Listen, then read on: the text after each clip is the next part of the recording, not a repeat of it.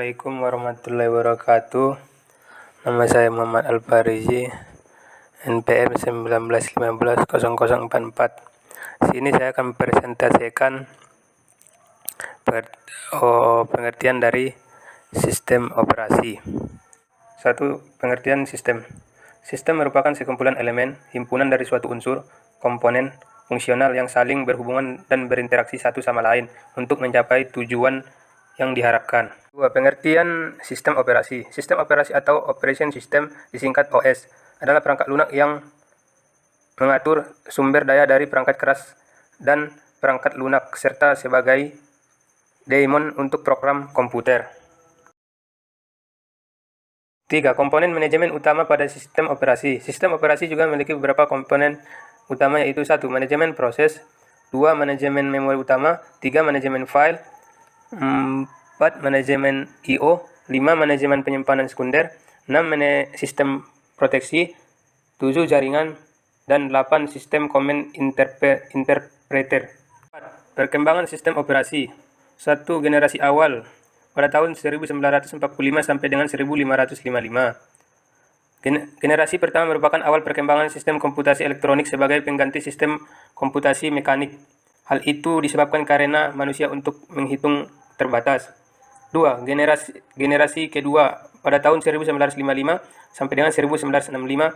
Pada generasi ini memperkenalkan pet processing system, yaitu job yang dikerjakan dalam satu rangkaian lalu dieksekusi secara berurutan.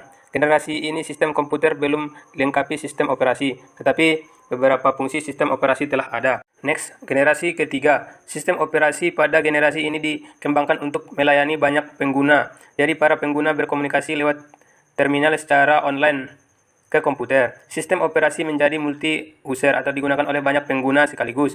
Multi-programming atau melayani banyak program sekaligus, dan multi-tasking atau melayani banyak tugas dan pekerjaan. 4. Generasi keempat pada tahun 1980 sampai dengan 2000-an. Pada masa ini sistem operasi telah menggunakan Graphical User Interface atau disingkat GUI, yaitu antarmuka komputer yang berbasis grafis yang sangat nyaman dan mudah digunakan. Pada masa ini juga dimulai era komputasi tersebar atau distributed komputer, sehingga komputasi tidak lagi berpusat di satu titik, tetapi dipecah di banyak komputer sehingga tercapai kinerja yang lebih baik. Generasi kelima atau generasi selanjutnya. Pada generasi ini mulai diperkenalkan sistem operasi yang biasa digunakan pada perangkat lain, dapat digunakan di perangkat seperti laptop, notebook, dan netbook. Pada masa ini ada perkembangan yang sangat pesat. Salah satu teknologi terbaru yaitu virtualization system, yang mana satu komputer dapat di-cloning secara virtual, sehingga di satu komputer dapat menggunakan multi-boot system, menggabungkan dua sistem operasi seperti Linux dan Windows. Mungkin ini lebih dikenal dengan sebutan dual boot. 5. Pelayanan sistem operasi. 1. Layanan eksekusi program. Salah satu layanan yang diberikan oleh sistem operasi kepada user untuk memudahkan proses kerja adalah meload atau memanggil ke memori, dan menjalankannya program tersebut pun harus dapat dihentikan di akhir eksekusinya, baik dalam bentuk normal ataupun tidak dalam keadaan normal atau error program. 2. Layanan operasi operation input atau output. Saat sebuah program di running atau dijalankan, seringkali juga dibutuhkan proses I/O, baik berupa file atau peralatan I/O itu sendiri. Dalam hal ini, sistem operasi harus bisa berfungsi sebagai pengontrol, karena hal ini tidak bisa secara langsung dikabulkan oleh user karena aspek keamanan dan efisiensi. Next. 3. Layanan manipulasi sistem file. Kadang dalam suatu kondisi, program harus membaca dan menulis berkas, dan membuat ataupun menghapus berkas. Fungsi ini harus bisa dijalankan oleh sebuah sistem operasi. 4. Layanan komunikasi. Ketika beberapa proses sedang berjalan, sedangkan sebuah proses membutuhkan informasi dari proses yang lain ataupun sebaliknya, sehingga membutuhkan sebuah komunikasi. Pertukaran informasi dapat dilakukan oleh beberapa proses dalam suatu komputer, atau bisa juga dengan komputer yang berbeda yang berhubungan melalui sistem jaringan. 5. Layanan mendeteksi kesalahan. Sistem harus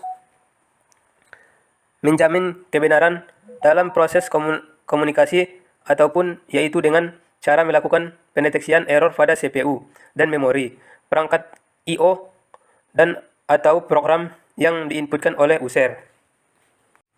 6. Hubungan komputer dan user.